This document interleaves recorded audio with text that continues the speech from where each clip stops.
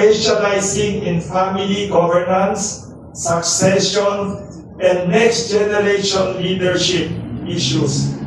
A former World Bank IFC governance consultant and a business columnist, he has advised numerous family-owned enterprises across the ASEAN region.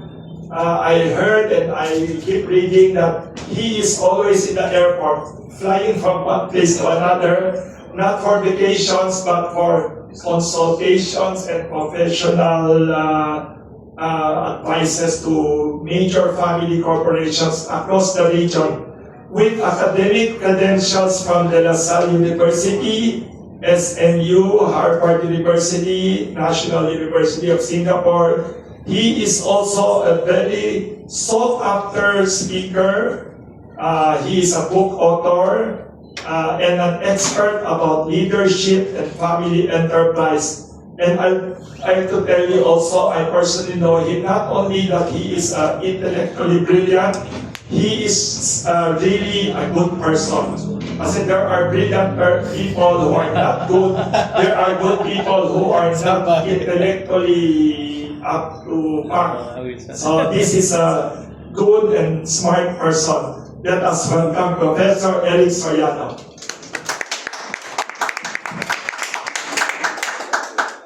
Thank you.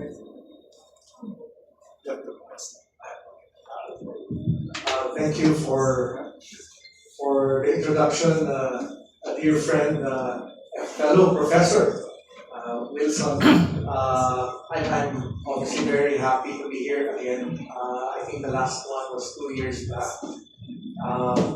It's always a privilege and an honor to be here, primarily because we are surrounded with well-meaning gentlemen and ladies that would like to understand how families become entangled in a maze of conflict, and how families can redeem themselves and inevitably unite and scale the business or the enterprise. Second, my apologies because my schedule in Manila is quite tight. I had to make a personal request to Wilson if I can move to the afternoon schedule. I'm only in the country 10 days in a month, and I try my best to work out a schedule. And I'm flying again this weekend. And finally, number 3, the reason why I'm also here is there's just a pervasive number of family conflicts happening fundamentally in Asia. And our engagements are stretched to a point that we have a long queue of almost a year and a half. We can only accommodate those clients that are probably about to go to court or in their deathbeds. It's unfortunate, it's a concern, but this forum will hopefully amplify and make families realize that jumping into a conflict is irreversible, especially when they go to the courts. And our job is to enable families to appreciate their long history of a united front, and that conflicts are somehow avoidable if it can be resolved immediately. So I'm here to amplify that there is always a solution, not necessarily the courts. And I'm hoping and I'm very thankful that with me and Dennis here, we will be able to resonate the importance of having a united family that can scale and reach as much as 100 years. So again, my appreciation to Wilson, and hopefully we can put value on the table in the entire afternoon. Thank you so much. Thank you. Thank you very much, Professor Eric Soriano, for your opening statement. Please, again, be ready with all your questions about family businesses, whether specific or general topics or questions. Next, we'd like to invite Mr. Dennis Ko, But before he speaks, I'd like to acknowledge the presence of his father, Mr. Cyril Ko over there, for attending also. Thank you. He is the son of the founder. Mr. Dennis Ko over here is grandson of the founder of the largest alcohol business in the Philippines, Green Cross Rubbing Alcohol. He will explain the family history and what happened to that family business. Mr. Dennis Ko is a legacy advocate, and his grandfather, the founder of Green Cross Rubbing Alcohol, was the late Gonzalo Coit. I had the privilege to have met him when he launched this book. We have copies for sale here at Kamaming Bakery Cafe. It's autobiography by the late grandfather, Mr. Gonzalo Coit. So, Mr. Dennis Ko will give a first-hand account of what it is to be part of a family that is embroiled in a family feud. He will give us an overview how the largest alcohol brand started. I think it's not only because they also started Son Rocks, the famous brand, and other businesses.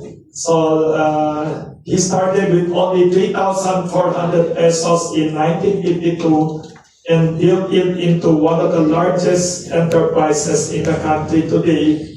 And sabi ni Mr. Dennis Ko, since the dispute is still in the courts, he cannot delve into the legal court details, but he is willing to tell us the story. So welcome, Mr. Dennis Ko. Thank you.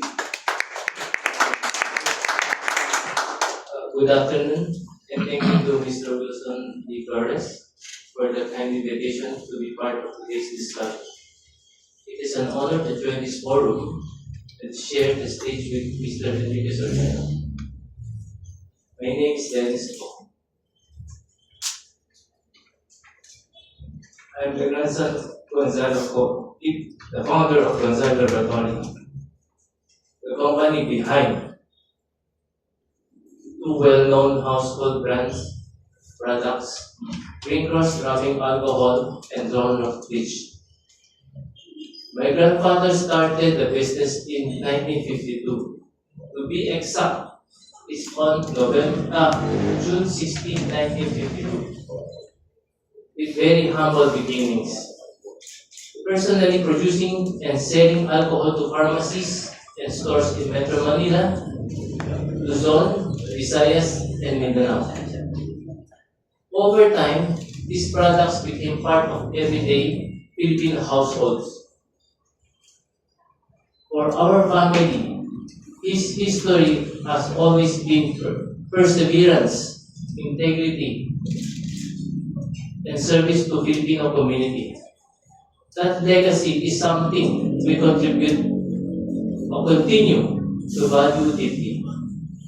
Today's discussion about families, businesses, and challenges we sometimes face an important one, because behind every family enterprise are not only economic contributions but personal histories, relationships, and responsibilities to the public. We often hear the phrase, blood is thicker than water. But in the boardroom, blood can sometimes be more volatile. My grandfather built his company on a foundation of trust, hard work, and discipline. However, experience has shown that trust alone is not always enough to sustain a family enterprise across generations. If we want family business to endure, we must move from emotional management to structural governance. To avoid the blood and business trap, I believe every family enterprise must strengthen these preventive pillars. It's three. First, the family constitution. We cannot rely solely on handshake agreements between siblings or cousins.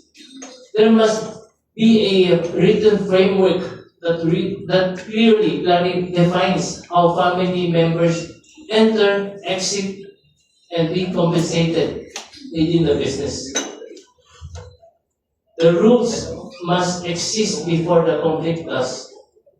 Second, the separation between the dinner table and the board table.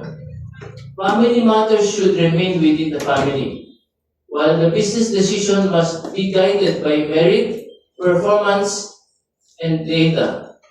If a family member is not the best fit for a role, the business and the legacy must come first.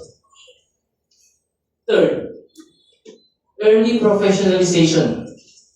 Family companies should not wait for a crisis before bringing it in independent directors or professional managers.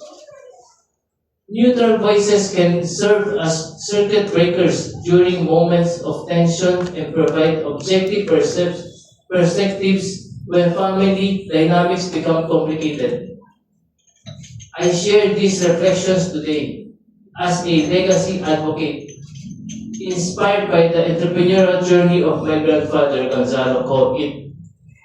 His story reminds us that while building a business is difficult, sustaining it across generations requires not only values, but also structure and governance.